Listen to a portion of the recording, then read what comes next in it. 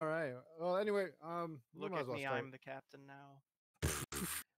All right, we might as well start while everyone starts piling in here. All right. Well, hey everyone, welcome to the latest episode of Nephew Hours. I'm your real host, Miggy. Joining me today is Deuce, Dom, in the spirit world. Say hello. Hey Um, guys, hope everyone's in doing the well. I spirit, haven't been out here for a Bye. couple. Rest in peace, Dom. Rest in peace. over in the spirit world, without a camera, and we have Dan again as well. Again, haven't seen you guys in a week. Glad to see you guys again. How you guys doing? Love talking basketball with y'all. How you guys doing? It's pretty good actually. Yeah, nice. Yeah, I'm I, ready. got, I'm I ready just to talk finished a big basketball. essay, so like that's a lot of work off my plate, and you know. You Uh, should. Why didn't you eat the work if you have if it's on the plate? yeah, bro. Okay, you are fired from Nephew Hours. Whoa! You don't have that kind of jurisdiction. Can we fire him from Nephew Hours? No, because he's our spirit world representative. What's the Yeah, spirit we world need is to know. Canada? We need to know when Wilt Chamberlain is gonna make a comeback. Pretty much, yes. Okay. Yeah. If you guys noticed, we do have a lot of layout changes. We're having. Come on, get that Nets bandwagon below off the screen. You know Okay, that's but fake. for real, But we have because a lot of meme photos around the area. you asked the question, Migi. Um, I know from the spirit world. For I guess the people who care out there, which isn't that many, but still. Um, as the show's graphic designer and all things that, I was able to build a brand new PC, or at least get it to start working, which I've been working on for the past 3 months, and now it's working. The only problem is the spirit world doesn't carry cameras or face cams, so I need to go over back to the real world, adjust myself, and then I can get on. So for all the people Hell who yeah. are this and like, why does this dude not have a cam on? Oh, Hell there you yeah. go. That's the question. That's the answer. Hell yeah. Damn, this bit's confusing. Did Well, I you hope you're on that enjoying it. too? All right. Anyway, so yeah, if you guys notice though, we have a lot of layout changes. But we'll take off that Nets bandwagon. You know that's fake. What is this fake news stuff? But we have a lot of things to talk about this week. So kind of run down with you here. Um, we have a lot of situational basketball to talk about. A lot of late game blunders this week that we've seen, and I kind of want to rant about, and everyone And else and can and rant I think about. we should also have some positive stuff. Let's talk about some late game, just super duper amazing. It was Lou Dort and Luka Doncic, so you know Oh yes, you can talk about that. We totally did not prepare clips for that, but you can talk about it if producer Bull can quickly we don't somehow need get to that he's the prepare goat. clips. We're just gonna talk Um, about how cool it is, okay, basically. I'm down. I was mainly just gonna slander the whole time. Um, but anyway, what else we got on? We also got on deck teams that are going streaking. One, whether two of them that are trending upwards, and uh, 3 teams or 4 teams that are trending downwards, and one causing a coach to be fired. And we're going to talk about that coaching hire as well. And Shout we out to the have Knicks for somehow managing to just kill off like 3 coaches. somehow, some way. And then lastly, we got we're going to talk about the debate between the eye test versus analytics and why it's a stupid debate, and it's going to even though it's going to be everlasting, it's still a stupid debate. But first off, we do like I said, we're going to talk about situational basketball. Two of them that really caught my eye last night was the Pelicans Bucks game and the Nuggets Wizards game. But the one that happened first, I do want to talk about the Pelicans Bucks game first. Producer Bull, if you can pull up the clip while we talk about it Ball here. batted out. Murray's got it. 5 seconds. Pelicans Murray. Bucks on national television. Wrong clip. Wrong clip. Facu Wrong for the clip. win. No. What you call it? Dude, they're idiots. Why'd they go for 3 there? Wrong clip. But wrong clip. It's literally But opposite problems. opposite problems. But so last night the Bucks Pelicans are in a very close game. Um, you know, national television, both teams kind of vying for playoff spots. And so as we wait for the new clip to pull up, I believe the Bucks were up Set. 1 or 2. I forget the scenario that this was that was happening. But so Bucks are on the inbound. Pelicans get the steal. Ideally, no timeouts. Ideally you get the shot up, right? Clearly that was not the case here. And bad things happen. Pelicans lose. Bucks win, and yeah, not the greatest of endings. So Well, I mean, for Bucks fans, it's probably they're stoked, but yeah. for Bucks fans, they let off. Set. Ball batted out. Murray's got it. 5 seconds. Murray. Did what you call it? That he that he saved practically the Bucks with two clutch plays prior to. But rip The clip Italian stallion does it again. Oh, but anyway, while we work on these technical difficulties, though, Can you believe they went for 3 there, guys? Comment down below your thoughts. It's plus the wrong clip too. But the thing is that, like, my complaint though is, what you call it? I guess we can't. But I don't know if we can do it, but Bull, if you can somehow pull it up on Twitter and then just throw it over the stream, if that's even possible, I'd be down with that. But while we wait for that, yeah. So look, the ending, it ends up with Brandon Ingram straight up trucking into, guess who, Dante DiVincenzo again, who gets the charge foul and pretty much ends the game because of a turnover. And so my main complaint is, I don't know why the Pelicans didn't put up a shot and instead played hot potato. That's my main complaint here. Like, I don't get it. Like, someone's got to be able to put up the shot. Like, again, when we get the clip somehow uploaded, essentially you have Josh Hart, who could have pulled up from 3.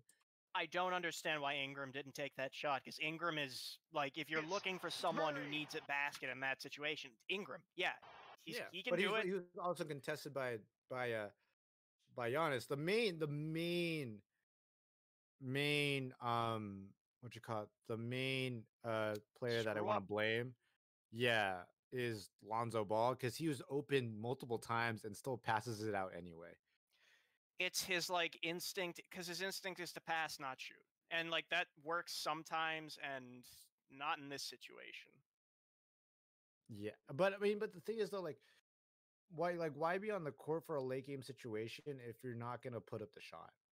Exactly. Like, is he that allergic to? Apparently he is. But the crazy part is he's actually been like hitting numerous threes. Yeah, it's Still not the as wrong if he's clip. Still the wrong clip. What a guy! We're gonna talk about that in a bit. Still the wrong clip. Can you believe they shot the 3 there, guys? Still, why is it still funny? I don't know why. Oh, whoops! Here. One more time. Anyway. Oh, I don't know. Well, we're having a lot of technical difficulties, but yeah. So, what were you saying, Dan? Look, I think that this kind of shows that basketball is a mental game. I mean, that's something that everybody and their mother knows already, but, like, it really does just. You have these players who are actually quite good at shooting, but they just don't shoot. They never shoot. Yeah. Wait, are we still talking about Lonzo Ball here? Yes, we're still talking about Lonzo Ball. Yes. Unfortunately, we have to. Yeah. When you said players that are good at shooting, quite good at shooting, I was just like, but to be fair though, like, he's been going, like, he's been shooting like from 3, like, improvedly. He literally last night was going 6 for 10 from 3. Yeah, right. Yeah, he's 6 from 10 from 3. He's absolutely cooking this whole year in general. He's shooting 40% from the field, from 3-point land. So he steadily improved from his horrendous start and looking good. So, yeah, I don't. Oh my God, he's shooting 75% from free throw. Yeah, like he's What? legitimately becoming better. Because like literally first year, I remember him shooting like 48 or 49% from the free throw line. 45, and then the clowned second him year was so much 'cause he was 41. so bad. Man, He that was Ben literally Simmons started to look real bad. way Dude, like- worse than Ben Simmons and Shaq. Like, I'll be honest, good for Lonzo, but also that bet is 75. looking like a terrible idea in hindsight. Just the worst decision we could have made. what was our threshold? Like 15 points? It was Yeah, 15 points a game, 15 on good efficiency. and he's Okay, pretty that's not efficient going right well. now. Not going well, Really guys. good. Not And- looking good. I don't want to Bill- freaking. but- What am I supposed to do with the Pelican jersey? Anyway, go on. I don't know, man. But yeah, I don't know. Like, look, you like if you have the open shot, like I'm rewatching again. Like, pull it up. Like even Josh Hart could have. Like, he's barely being contested by Pat Connaughton, and he could have easily pulled it up. But he said like passes it back to Lonzo, who passes to Ingram, who then finishes the game by charging straight into Dante DiVincenzo. Like, I don't. Yeah, that's one complaint. Does anyone wants to finish up on this one before we kind of bring up the next one? I want to complain about. No. All right, Bull, you can your time to shine. You can play the right clip this time. No, he won't. Oh no, he's gonna play the other one. And then they're still gonna say, "Oh, I can't believe you shot a 3 again," because it's a hilarious bit. But the next one I do want to talk about was the Nuggets Wizards game. Again, context. Nuggets are down 2. They can easily force overtime. They get the stop. I forgot who. I think it was Bradley Beal who took the shot. Missed the layup. Jokic rebounds. Murray's on the run. Guess who's open? 3 other teammates. What's the end result? None of them Nuggets cut. lost. None of them cut. So, Can't find anybody. Now gets it into Middleton, and ball's knocked away. It's stolen. Here. There. That's absurd. it makes no sense. Did the clip play? Oh, there it is. Yeah, just played. Yep.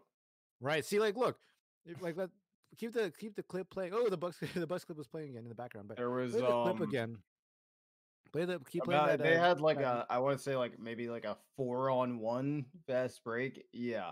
Yeah, like, okay, Like so actually, and if all you of them, can, nobody goes to the rim. like, Bull, can you pause the clip when it's everyone's at 3-point line? Pause it like right there, like everyone's at the 3-point line, and Yeah. like oh my look, like lord, the dude. viewers need to see I that, actually like, would like to. because it makes absolutely no sense, right? Zero So like sense. look at it, like, look, Jamal Murray makes the right play here because he already draws the Because attention of Bradley he Beal. thinks someone's gonna cut. Yeah, He rightly thinks someone is going to cut. he literally has 3 defenders on him already. Bradley Beal beat him to the 3-point line, so he makes a smart play and passes. But look, you have Monte Morris at the wing. You have Campazzo who gets the ball, who takes the shot. Then you have Michael Porter Jr. in the corner, and it makes no sense because, like, literally, I think it's gonna be Michael Porter Jr.'s fault on this case because you're the first one down there. You cut straight to the basket, right? And didn't they? I think, yeah, blame Michael Porter Jr. Also, like, he's kind of the opposite of a fan favorite, so it's like fun to blame him sometimes, even if it's not his True. fault. But Yeah. But no, it's like, again, why though? why? It's just bad situational basketball, right? And I think people, and I know we're talking about 2 different Got a sports brain now. good. My main complaint is, like, if you're gonna be good, like a good championship level, like if you want to compete for a championship team, like championship, you want to win the finals, like you have to And be the good Nuggets, at we situation. saw what the Nuggets can do. Like, Yeah, they can make it. I don't know if they can make the finals, but they can probably get to the conference finals. right. And so, like, you genuinely, like, if you're going to be a championship team, like, you need to be good at situational basketball, just like how in football you have to be a situational football team who knows how to win in crunch time situations. Clearly, like, the Nuggets are not good in that aspect, in the sense that um they're straight up conditioned to just run straight to the 3-point line. And can you blame analytics? Maybe, sure. I wouldn't blame it. Um, but again, you have 3 people, and in the post game, Michael Porter Jr. said, "We all expected a 3." No one thought in their Why? mind. No one in their mind thought maybe I should cut to the wide open basket, Why would because you? they would have forced overtime, and maybe they swung it in a different different direction. I would actually go so far as to say they probably would have won. It was the Yes. Wizards they were playing, if you've Yes. forgotten. So it makes no sense to me that like they do Lost that. to the Wizards, guys. Come on. But yeah, if I know he played the Twitter the Bucks Bucks and Pelicans clip. If you can do it again, go for it because we can fix that. But I'll pass it to Deuce and Dom, because I know I've been me and Dan have been taking up the space. But I don't know, situational basketball is super important if you want to win games in general or even make a deep run in the playoffs. It just ultimately comes down to smart basketball IQ. You think and make the right play, and two, just understanding the situation. Like, and hell, you even have to practice this, on a daily, like whenever they practice, like they get, they have to like actually like work it all out. But it should be like a consistent effort to understand the situation and make the right play and just be smart about it. Like, that's genuinely what my thoughts are on that one. And it's like, how are there Nuggets with Jokic, who is like, in terms of just raw basketball IQ, I don't know if there's a better player out there aside from like, Chris Paul, LeBron, point guards who have been doing it for like years and years and years. And this Jokic guy is like 25. And it's just Yeah, the biggest brain man, or whatever you want to call him. It makes no sense sometimes. But Dom, Deuce, I know we've been taking up. I want to pass off to you guys. What are you guys' thoughts? I really have nothing else to say besides of the fact that, it's a 2-point game. Get your 2 points. Don't play hero ball. Do the smart thing and try to. Someone you can point to, I think, a good number of people in that specific moment where they could have done something else instead of standing there being passive. It is just insane to me that this one instance of we messed up on like, you think of crunch time, right? And often we look at moments like these where, all right, when you have the ball in your hands with a couple of seconds left on the clock, what is the thing what are you going to do with the basketball? How are you going to get your team that way? Because the Nuggets proved last year twice that they are able to beat out in crunch time. And and this might have been a mental relapse. And of course, MTJ's comments were very fully vaccinated. Oh my god! He took the coronavirus vaccine and now he's dumb as hell. Did he really take? Oh my god! I don't know. I hate you. We don't spread this anti-vax narrative. Mental. Okay, but yeah, mental lapses happen. I understand they happen, but just make the right play. Don't be a hero. Don't try to score up this one shot or try to get please, please get vaccinated. I just want to make that. So you just spit out anti-vax propaganda, and now you're pushing out, please get vaccinated. What the freaking heck? That was a joke. Jeez. I thought it was very clear.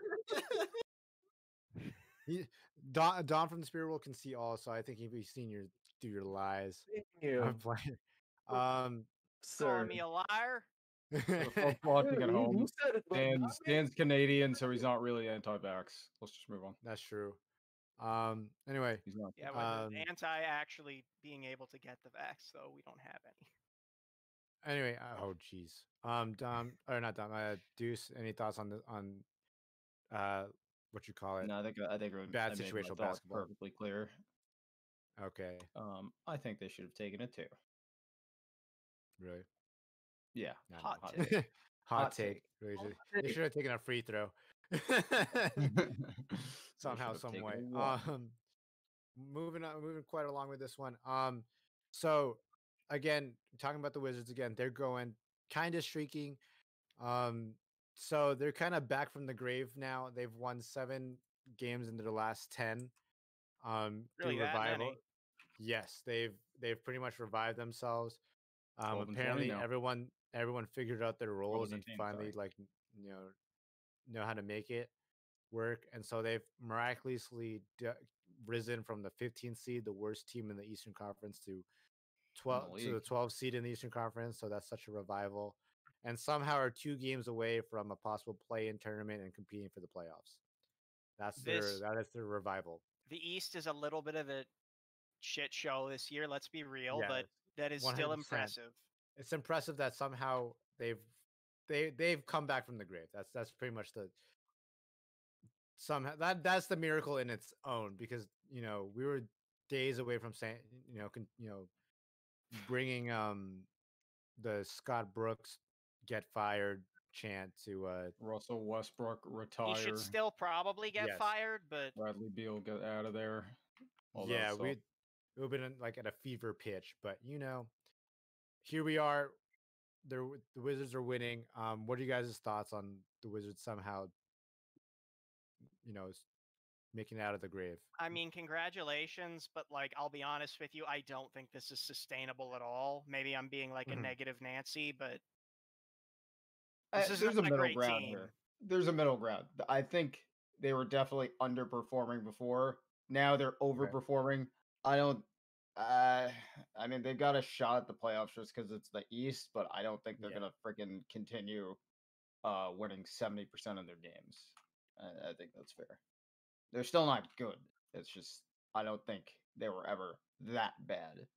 I think they were just underperforming, and they had COVID and injuries and things of that That's true. nature. Yeah. What you call it? I think again, I was pretty quote unquote high on the Wizards. I predicted them to be an 8th seed.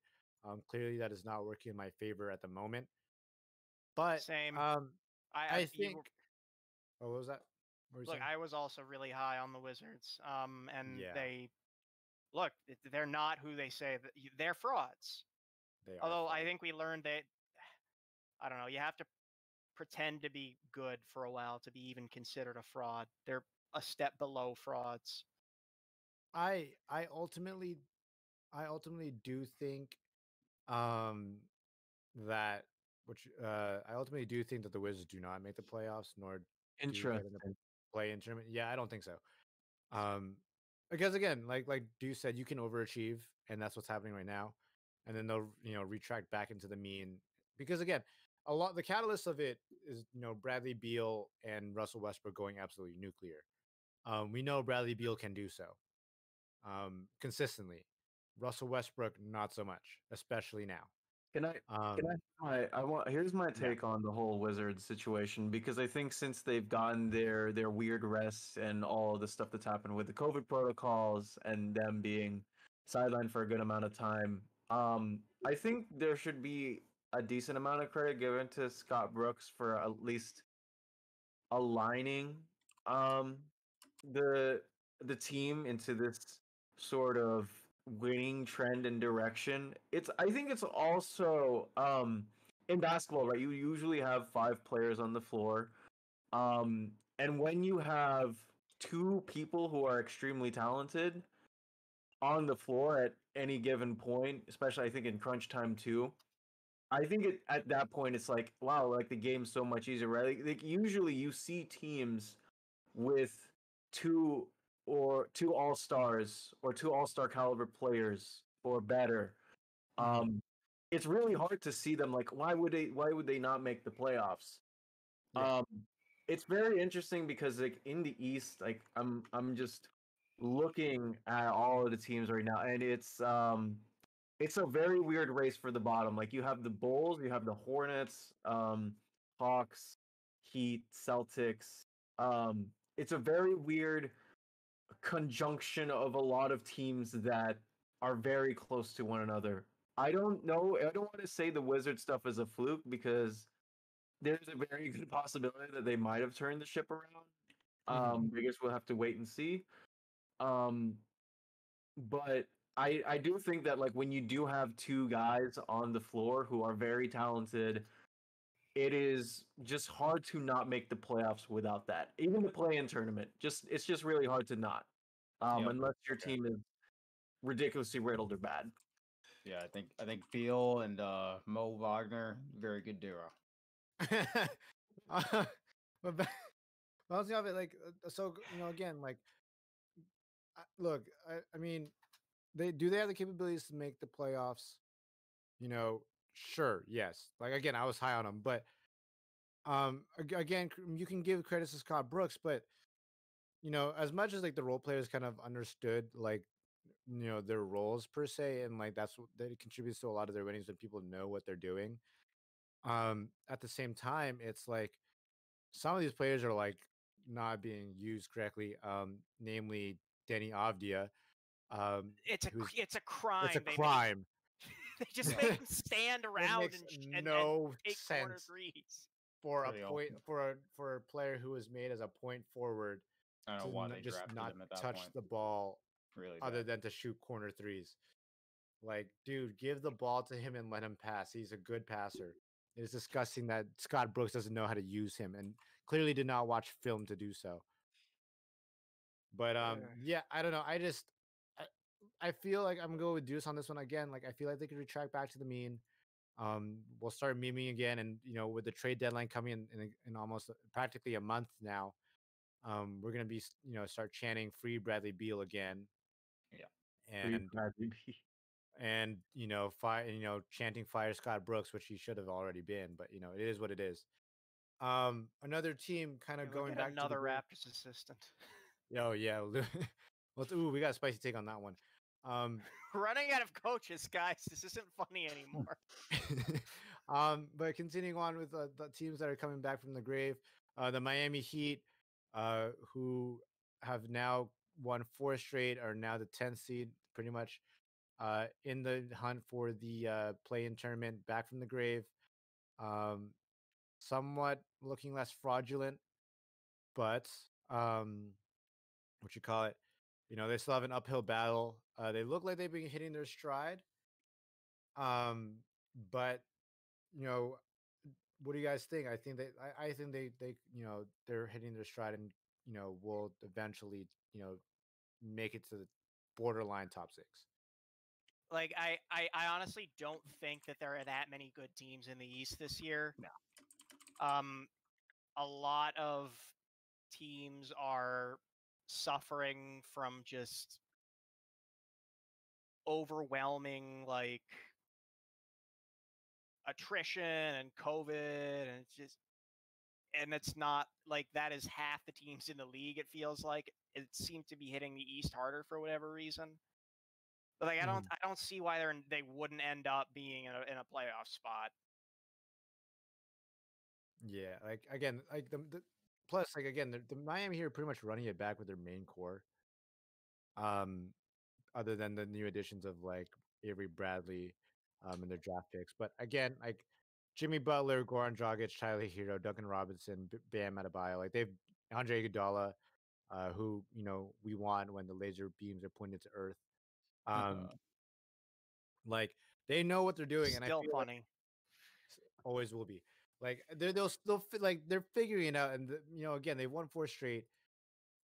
Their zone defense is Insanely annoying. yes. Like I don't know how you can like I don't know how like like they can stop practically anybody, and there's no way to solve for it. It's just that good. Okay, but We've tried and it's not working. I don't know. But I think the Miami Heat theoretically should. They're different in like than the Wizards overachievement because the Heat we know have done this before, right?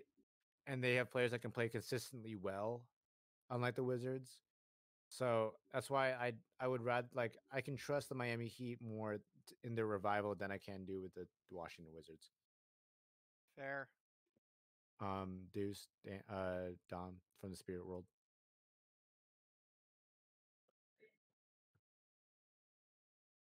All right, Dom from the Spirit World is gone.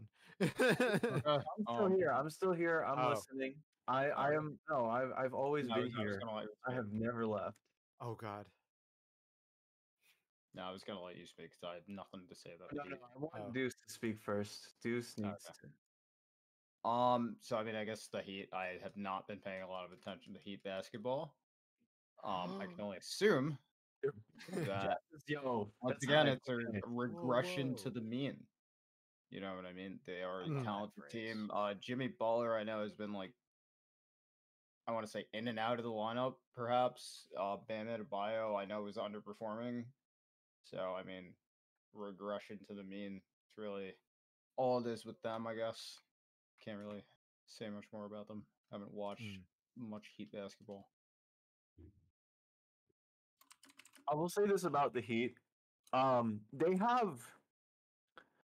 They have a clear hole, I think, at the 4 that probably would not have been there if they decided to re-sign Jay Crowder instead of trying to lure or thinking about luring Giannis over to Miami.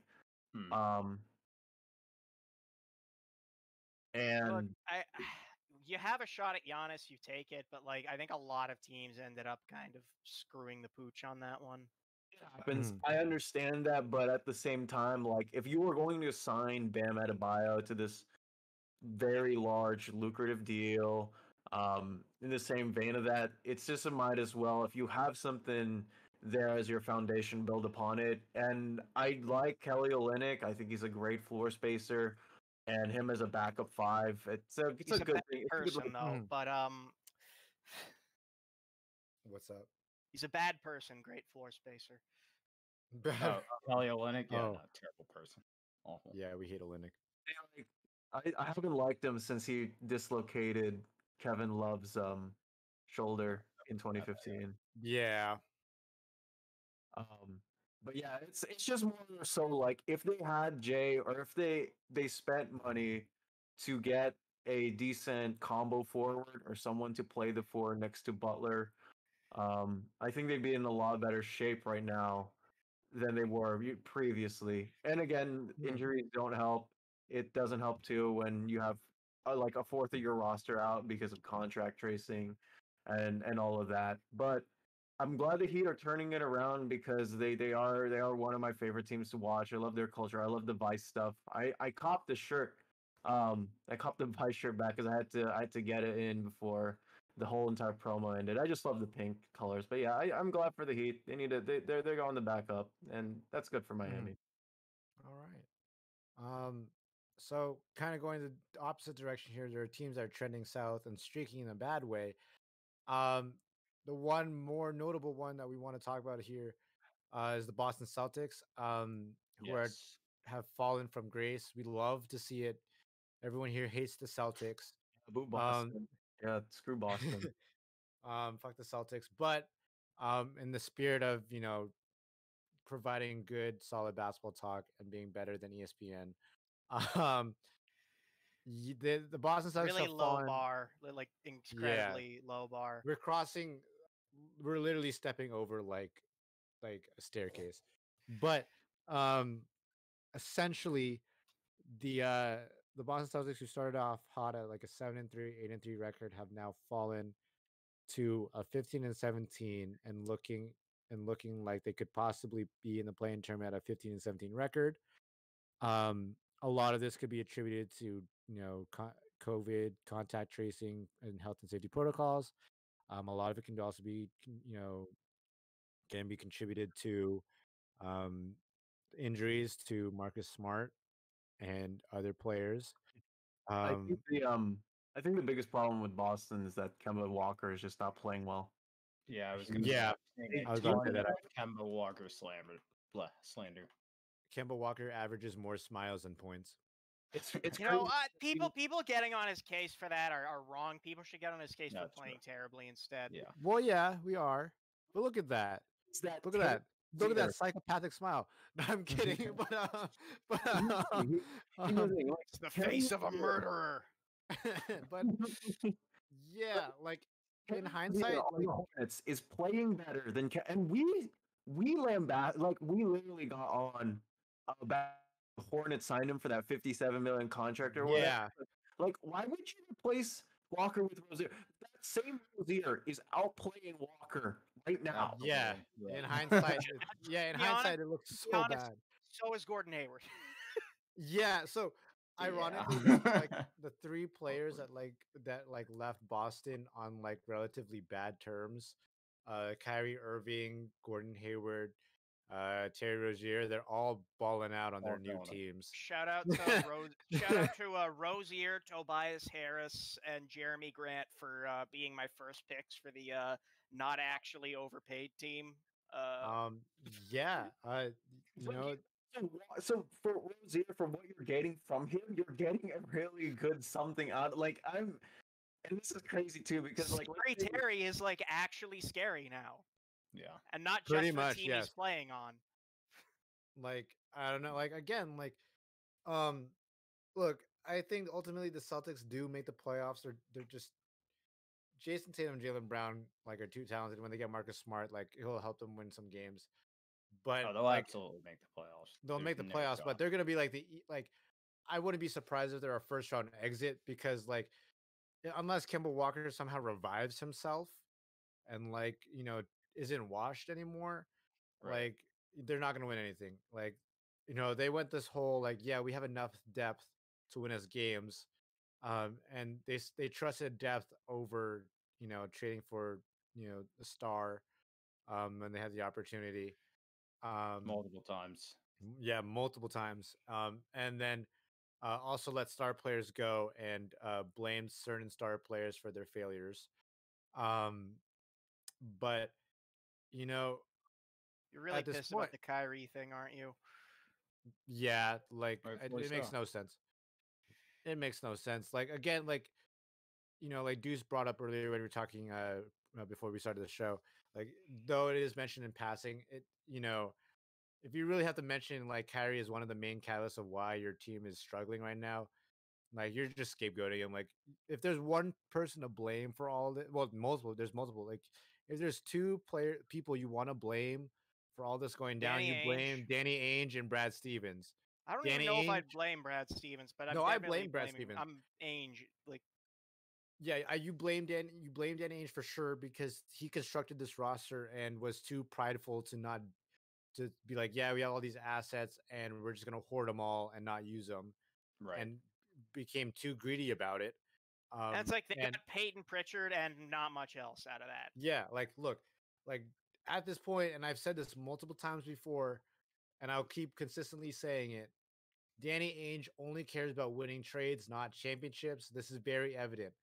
He literally did a whole bank robbery of the Brooklyn Nets. He's literally won every trade that he's like pretty much done as a GM of the Celtics, but has You're nothing not to getting show anything out for of it.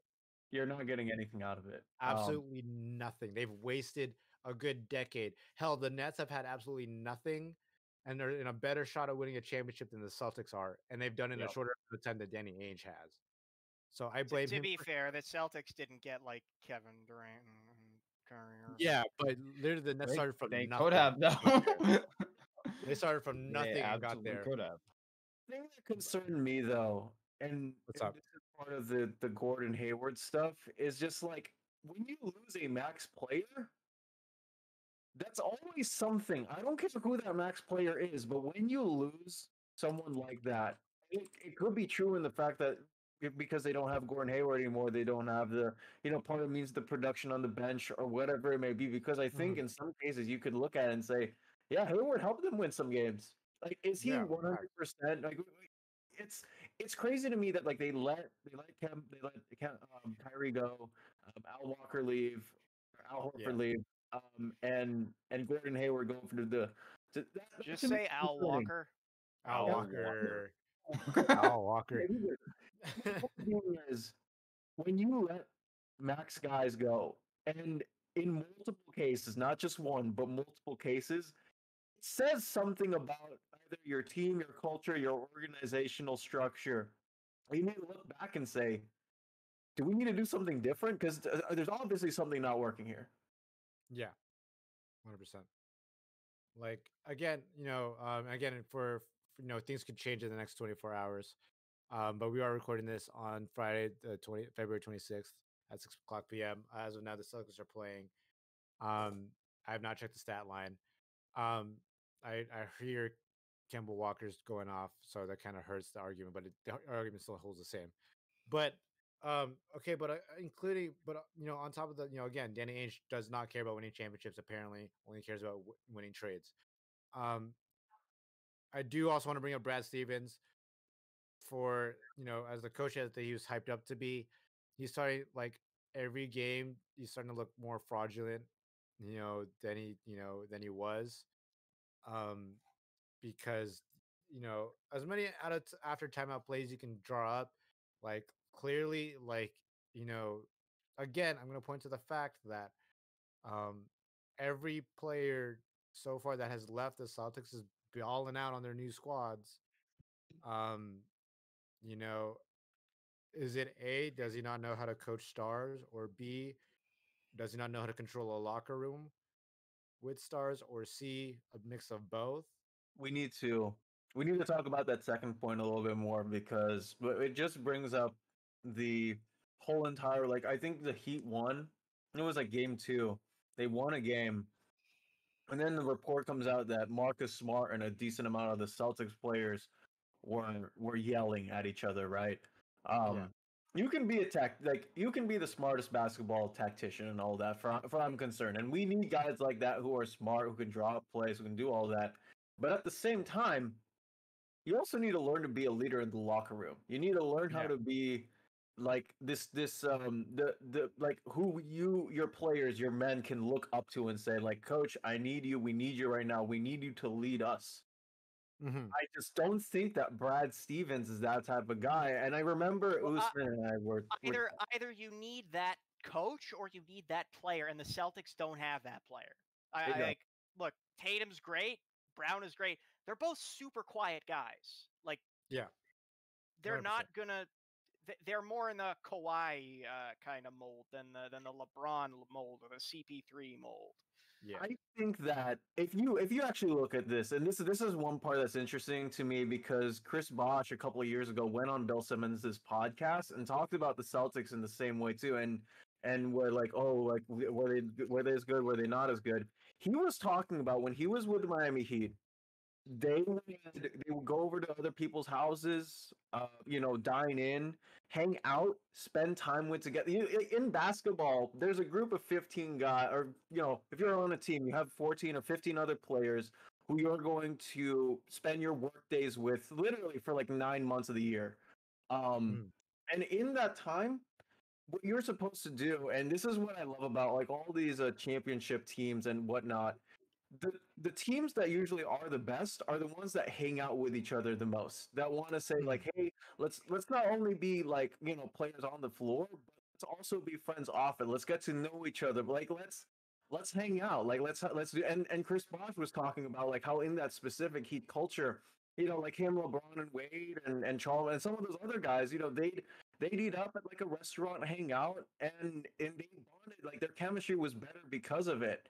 You don't, like you look at a lot of these players now, and they're on their phones. They're on their team buses. They're not talking to each other. They're just there to get their paycheck, or they're just there to, put in their shops up and win. Okay, I don't want to make these accusations because like I don't know what's going on in like Marcus Smart's head or Jason Tatum's head or whatever. Yeah. But I think this is more an issue of like lead, man. You got to lead. If your coach isn't going to lead, then you got to do it. And I understand it's like a hard thing to do, but like the Celtics just don't have any of anything that like you look in for life. They just don't have life. They're devoid of it. It's just like we go in and we just get our paycheck. And I don't like those types of teams. No. I don't think the Celtics are like that. Like I think you gotta pump your brakes a bit. I don't think they play. I don't think they play uninspired basketball. I think what they're doing. Anything you want to about Bill Simmons. This is coming straight from the horse's bit. I trust whatever the guy says from his weird inside sources. If he wants to say it about that, I'll just take it and run off with it. So I will make the accusation. I will stand by what I said. All right, fair enough. All right, fair enough. And I like the ballsiness. I just want someone in the Celtics room to be the leader and say, we are gonna win. We're gonna do it behind our back. We're gonna win together and in the right way. Brad Stevens is not that type of coach. The Celtics don't have that type of player. They all yell at each other. It's like They need to be better. And I get that I'm a Lakers fan and I have a vitriolic hate for the Celtics in my heart, and they're the only team that I have one hate for. But at the same time, it's like I'm looking at it from like an objective perspective. I'm seeing a team that they just don't fit well. They're like right at the moment they're just not putting the pieces together. Okay, No, that's I can see it. fair. All right. You know. Deuce, do you have any chime in? No, I think I chimed in. All right. So other three teams that are kind of like trending downwards. The Rockets have lost a lot of games at this point. I They're don't know how about many to counts. lose another one. Wraps up Yeah. by 10 with 45 seconds left. Yeah. So again, we're recording this on Friday. Games are Raptors, currently that's happening. Tough. That's a tough loss. Not really much to say on the Rockets The because Raptors aren't that bad anymore. Yeah, no, I'm their star player Christian Wood is injured. Which is I like how weird. you're calling By that the their way, star player. The idea that Christian Wood is their star player when they have Victor Oladipo and John Wall is funny. But go on. it's true Yeah, though. it's He's true, really though. good. It's literally true though. is Yeah, true, though. Christian Wood is extremely good. That's why everybody wanted him. You're gone. Oladipo is not playing. John Wall is, doing John Wall things. Oladipo's playing right now. He's dropped Oh, is he 27. really? They still lost. Yeah, He's been on and off though. That's what I've that's been seeing. yeah. He's not But quite a lot of Oladipo. roster fluctuation. So Yeah, not really much to kind of touch upon there. The two that we really want to talk about is the Minnesota Timberwolves, who are again bottom of the West and losing more, like going on another losing streak, and the Sacramento Kings, who are currently about to have a 10-game losing streak at the moment. Their losing streaks at 9, but at the moment they could lose 10 as they're down to the Detroit Pistons. We've seen multiple that's a clips tough of loss.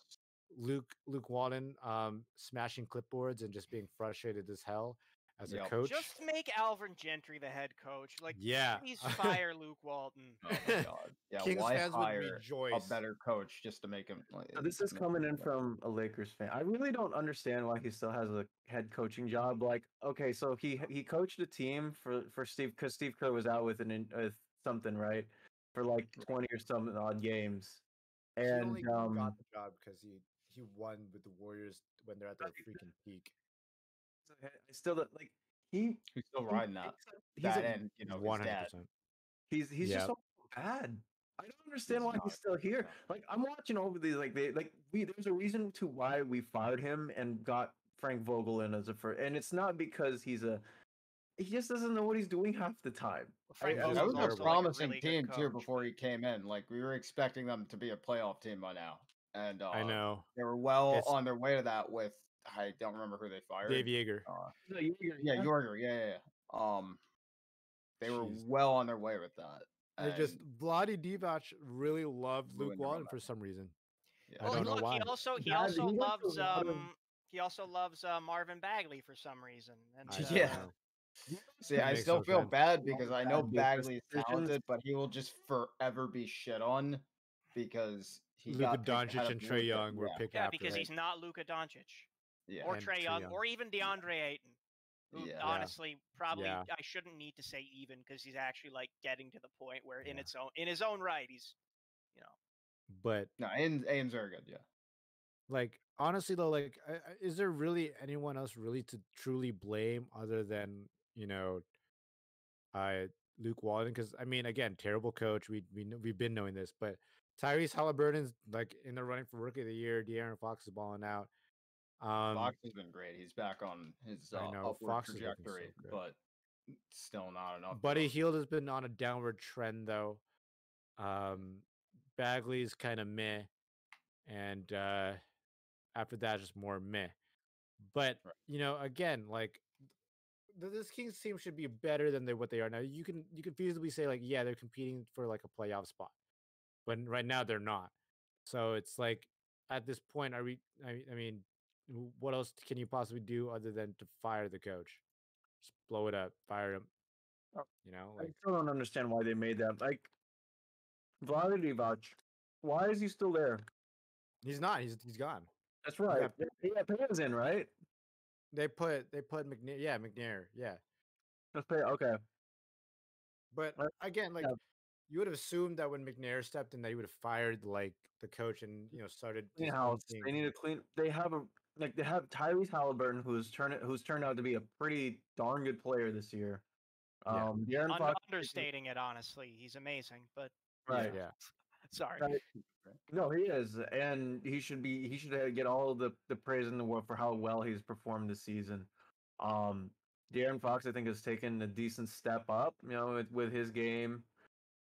It's just that I don't know. You look at the team, and it's like you expect them to at least be competing in, at minimum, play-in tournament. They're not.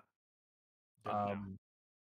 And it's crazy to think how this one franchise that has run in hell for the past couple of years, they finally have a good decent core of a lot of young guys who either have a lot of potential or like are bursting through the seams at the moment, and everything feels like it's wasted because of the one guy they've just decided to keep a hold on, and it's just frustrating. Like if you're a Kings fan, I've met a decent chunk of them.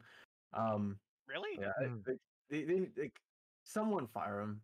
I don't care who. Please do it. Save him. Please do. Please fire Yeah, him. the Kings have suffered enough. It's like the Facts. basketball gods gave them Tyrese Halliburton. They're like, okay, don't fuck this one up. Sorry, Just fire. no swearing. Yeah. Just fire him at this point. But I don't know. Unless they fire him, the Kings are kind of just dead in the water. Yeah. Another team that actually did fire their coach is the Minnesota Timberwolves. After You guys keep taking our coaches, guys. We are out of coaches. Yeah, we have one assistant left. We had to recall him from Spain, where he was. Jeez. Poland, where he was coaching the Spanish national team. Oh, jeez. He won though, so like Oh, good for him. Okay, but like again, so T-Wolves fired Ryan Saunders, who again was a terrible coach. Great person, terrible coach. So the T-Wolves are now starting anew. Apparently they swiftly fired swiftly hired former Toronto Raptors assistant Chris Finch, and is not on an interim basis. He's operating as a full-time head coach with a multi-year contract. Deuce, I'm gonna let you take the floor on this one, but before I chime in, I think it was super suspicious of how quickly this was moving along. But yeah, people were talking about that. I remember. But yeah, Deuce, I know you had a whole spiel you want to go through, and you can. No, I said I didn't want to talk about it for. You didn't? But I do think I'm incredibly yeah, I said I didn't, but that's fine. My fault. My fault. It's incredibly sus because any time that our coach is poached from another team, it's always suspicious because they're talking mid-season, right? Yeah. Like these guys are in contact well before the moratorium or what have you, which is typically July 30, but this year obviously different. Not July 30, July 1st. But the fact that they were able to poach someone mid-season just makes absolutely zero sense to me. You are correct. Like how it's allowed. Like I feel like there has to be some sort of compensatory pick awarded or something like that. Like I don't know. Like I'm down for the compensatory pick. Yeah, I like that idea. So I've got. I mean, I know it's probably not done often in basketball, but like there's something up with there. So no, because there have been picks offered for coaches before, but it's a little different the way that it happens. Right. So no, I got something for you because I found this because I have a subscription with The Athletic. I got 6 months for free, and they had a whole puff piece. Or not puff piece. Well, is it puff piece? Anyways, it's a huge article on the hiring and whatnot of the Finch stuff and the whole process behind it. Apparently, whoever the general manager is, Rosas, he's wanted Finch since 2018 and was one of the guys he interviewed before Saunders got in, and was apparently, according to this article, was a top pick when he took over in 2018. Really? The only reason to why they did the Saunders thing was because of the late great, right? Late great Yeah. old man passing away. Yep, R.I.P. And Nepotism. now the question is like, I have no idea if this was in the works of the meet, because this to me, like, even with that, this still surprises me because they're set, like, they were what, like 7-24 at the time, they were losing badly. Karl Anthony Towns isn't even playing, and all of a sudden I look on my phone and then like I get like immediately after the tweet where it said that, I think it was from Shams, who said that Saunders was fired, and I get like one like 3 minutes later saying, oh, they hired a new one. I'm like, what? Yeah. Are you did they like do the speed time to what the heck happened? So Yeah. like Timberwolves have wanted them for a long time. It's just that the whole the process is weird. I'll say that the process is weird. Should have been handled better. Because it just comes off as like, why even bother? Like go through the whole process of like, let's screen like whoever might be the best out of everyone, including maybe taking a diversity hire if you want to be into that. Obviously, right? Yes. But the fact that like they did this through and they got Finch in the process in the middle of the season just comes off as weird and very questionable at best. 100%. Like my thing before we, before I let you guys take, before I let you guys take over again. Sorry. My thing was, again, it's way too suspicious that like it was so quick like that. Like, Right. is it fair to Saunders? No, 100%. Like, does he deserve to be fired? Yeah, he's not a good coach, but I think it's more unfair to the fact that you have capable assistants, namely David Vanderpool, like who's gotten a lot of like, support from CJ McCollum, Damian Lillard, and other NBA reporters. Like, I think it's unfair that you couldn't give him a run and see if maybe he could have worked it out, right? Because now when you add in Chris Finch, you have to change like your whole entire like way things are run mid-season, right? Like, at least with Vanderpool, like who he is, what he wants you to do. You maybe can start winning games with him, and maybe he deserves to be the head coach, right? Like, he's a very much capable assistant. Like, we know that. So I just think the way that this was handled is just You a you have debacle. go through your candidates, because that's a whole part of a screening process, right? You don't just Yeah. like nab one person, even if they were on your radar 3 years ago. That's just such an odd move. Like, why would Yeah. you even bother to like go through all? So, I'd rather have them go through a traditional process, get in like 5 or 6 guys, like people usually Yeah. do, and pick the best one up, like you think, instead of Yeah. let's just nab one of the NBA's best coaching assistant trees and then snag it from like that's just so weird. Big time. First of all, thank you. Second of all, like, yeah, no, it's so bizarre that I don't think they were really looking to actually. No, they probably had Chris Finch in mind when they were firing him, or Yeah. when they were firing Scott Brooks. Big time. But yeah. it just makes no sense that you don't at least give a shot to David Vanderpool, and like like, again, you have capable assistants on your bench. At least give one of them a shot as an interim, and to see if they can be capable enough to somehow um The worst revive franchise in the the worst NBA. franchise in the NBA. Yes, but Can we also talk about another thing with the Timberwolves besides besides the weird coaching hire? okay. You notice how this team is very poorly constructed.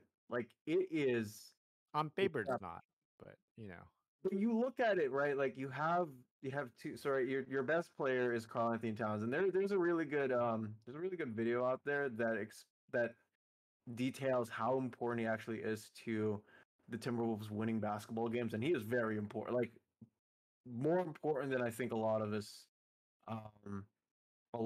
realize. Um, Mhm.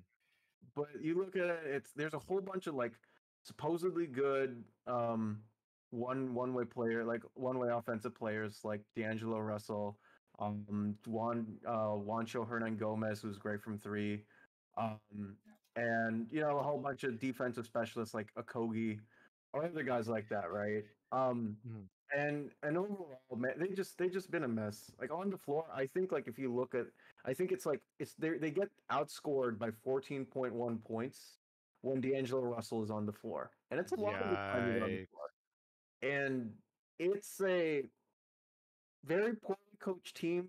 It's a team that if you watch their games, it's like, how can you even enjoy this? Like there's a lot of miscommunication and just overall bad play from all sides, and the fit hasn't been well.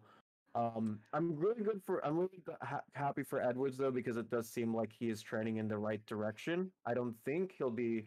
I'm not happy for Edwards. He murdered one of our players. He did. Oh, I was Yeah. gonna talk about the next. Oh, So far in the decade. That is. speaking. Okay, so speaking of that dunk, yeah, that was a. I wanted to talk about that one next. So Look at how we again, massacred my boy. for those who do not remember, um, we don't have the clip, but look for those who who are watching this, look this up. Um, Anthony Edwards had the dunk and possibly the highlight of the year, straight up posterizing Raptors player Yuta Watanabe, and just sending him to the nether regions of like The Shadow basketball Realm. hell. Yes, absolutely, like just absolutely destroyed this man. And so Miss him. I can almost hear his voice. as everyone gets hype over it, Nate Duncan, NBA reporter, tweets out by saying his stat line of 0 for 7 from 3, 3 from 14 on the field. I mean, it's true though. Which is true, which was true, but like the most inappropriate response of the time. But I've this was followed by the overreaction about nerds ruin basketball, blah blah blah. Somehow this overreaction has led to Bleacher Report and Master Tests putting out a bullshit video saying that nerds are ruining basketball, and that like highlights are what make us love the game, blah blah blah blah blah. Essentially it is like weirdo energy, like fan gatekeeping, which Absolutely. is so lame and weirdo. Oh, shout out to Bull who pulled up the clip right now. Jeez, like look, that's the highlight of the year. Um, that shouldn't take away from the fact that he did have a 3 for 14, but again, that's such a great highlight. Um, but I just think fan gatekeeping is so lame. Like, look, if people want to enjoy highlights, by all means, like, enjoy the highlights. If people want to want to enjoy like seeing all the statistics and like all the analytics and everything, that's okay. Like, what's ruining basketball is fans who think people should cheer a certain way, or people should be fans a certain way and not let people enjoy basketball for how they want to enjoy basketball. So if Bleacher Report somehow finds this, or Master Test somehow finds this, I just want to say that you're a clown for saying these sort of statement, because your argument is so bullshit. I think look, I like the whole eye test versus analytics like argument. I think is a bullshit argument to begin with. Like, you can be a fan of analytics, and that's fine. You can be a fan of highlights and only, and that's fine, right? Both can coexist peacefully. Like, honestly, in my personal opinion, I love combining both. Like, I love seeing how analytics and all the statistics correlate to how successful a player or a team is doing, or how bad or how poorly uh, the player or team is doing. Like, numbers are like very important, and analytics will forever be a part of basketball going forward. But at the same time, you also need to combine that with like the eye test and watching the actual game. And so when you combine both of them, it's great because you have best of both worlds. You can like enjoy and understand the game on different levels. I think that's fun. And again, it's just stupid to like say like nerds and stats are ruining basketball when they're These very arguments important. anyways. This is the dumbest thing like I've ever like. If an MIT guy wants to talk about basketball in a purely analytical thought standpoint, he's free Shout to out do Daryl so. Morey. If an Did old you just school, say shout out Daryl Morey? yeah, big Yes, yes, To that be is his fair, thing. That's his like, thing. the thing I- is, like, if you say this guy probably thinks, oh, Daryl Morey doesn't know anything about basketball. Are you insane? Have you Oh, facts. you guys listened to because Boston has an analytics sports conference. They had one digitally this year that I attended. They're more. Nice. He is one of the most well spoken, thought out basketball talking heads I've ever listened to. He's like big brain hours. Like He he is. is. It is insane to me how that guy has been able to apply calculus at every single theorem of the working floor in a very thought-provoking way that a person who hasn't even taken, say, pre-calculus can understand it. If a guy like that wants to talk about basketball in that sense, he or she or they should be free to do so. Same with if you want to look at it from an old school standpoint, like your Charles Barkley's of the world or something like that. If they want to look at it as from a pure eye point test, and if they want to do that, that's completely fine too. I just don't understand why two different sides have to completely go against each other, because I think we've gotten to a point where we can both can coexist in a world where basketball is for everyone. I don't care who you are. I really it's for everyone. And so if you're having different points and oh my gosh, why would you ever talk about, oh my gosh, PIPM or something, let people do that. If they want to do it, let people do that as well. So there's room for both. There's room for everyone. We want more people. If you are at Harvard and you've never watched many basketball games before, but all you know is stats, and you want to apply it to basketball, you want to watch basketball because of it, come over. You're invited. Everyone's invited. I don't understand why they have to gatekeep about all this nonsense. I really don't. This is a problem in every single thing. And I'm gonna come out and say it. I was not a basketball. Look, I picked probably the best. I am probably the best possible time to bandwagon fan, because the first Raptors game I watched in entirety was Game 7 against Philly. That was the first game that I watched in entirety since 2016.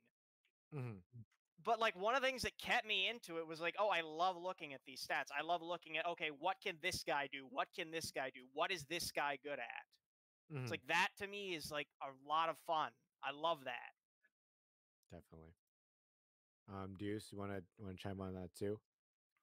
I think basketball in particular is, next to baseball, probably the sport where analytics can apply the most towards, where the statistics are relevant enough that you can draw conclusions and build teams around it. Next to baseball, because baseball is pretty much completely on paper.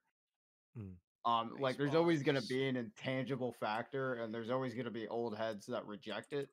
But basketball is moving towards an analytic-driven approach, and I think it's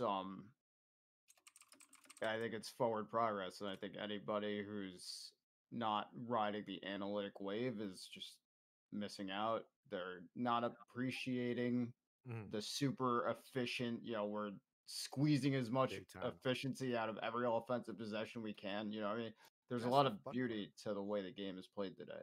And that's the fun I part think about gets it. lost. That's the fun part about it, because again, again, the whole point of analytics is to strive for efficiency.